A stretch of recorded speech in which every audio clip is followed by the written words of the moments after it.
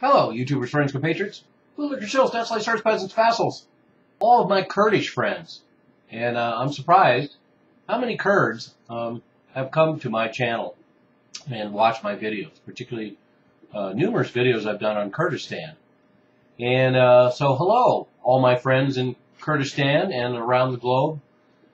Turns out that the U.S. has actually been helping Turkey to suppress Kurdish fighters in both Iraq and in Turkey. So I was a little surprised by this, and I was also surprised by the fact that this has been going on since 2007. So the last 5 years there's been an active involvement between the United States and Turkey in suppressing specifically the PKK, or the Kurdistan Workers' Party. And they're labeled a terrorist organization by both the United States and Turkey, but that's problematic because in Turkey, theoretically, the PKK, or Kurdistan Workers' Party, is the armed wing that fought for either Kurdish independence or autonomy in Turkey. And also we have the PKK operating in northern Iraq as well, and that is part of the country of Iraq, in Kurdistan, in the north of Iraq, that the U.S. has protected for many years.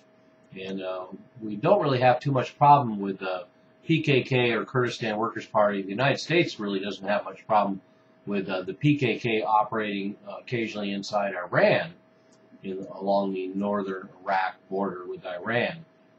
So, and then, as we also know, we're also involved in helping support the Kurds inside Syria.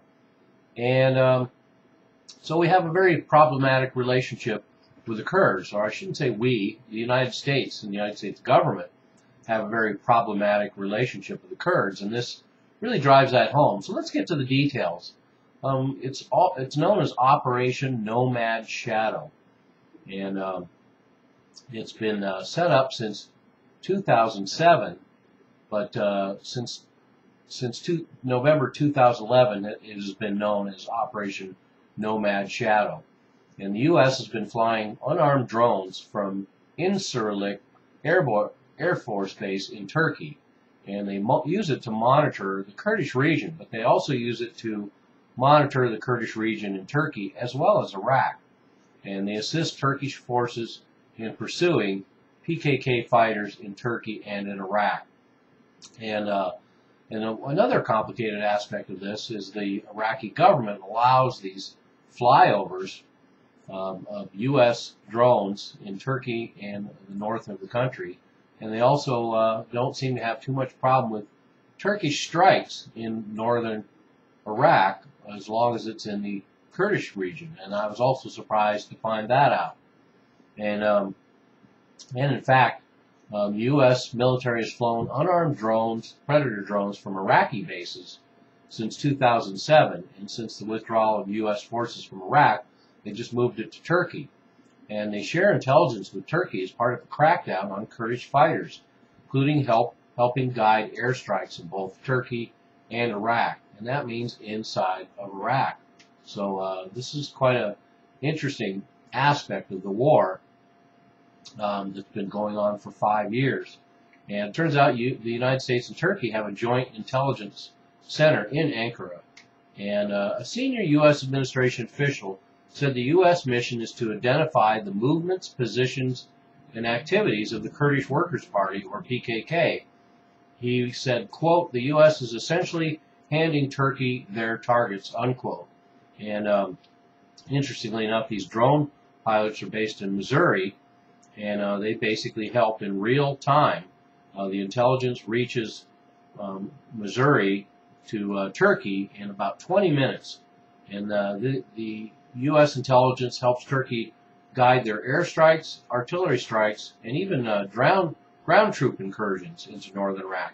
So there's actually been Turkish troops in northern Iraq fighting against PKK, or the Kurdistan Workers' Party.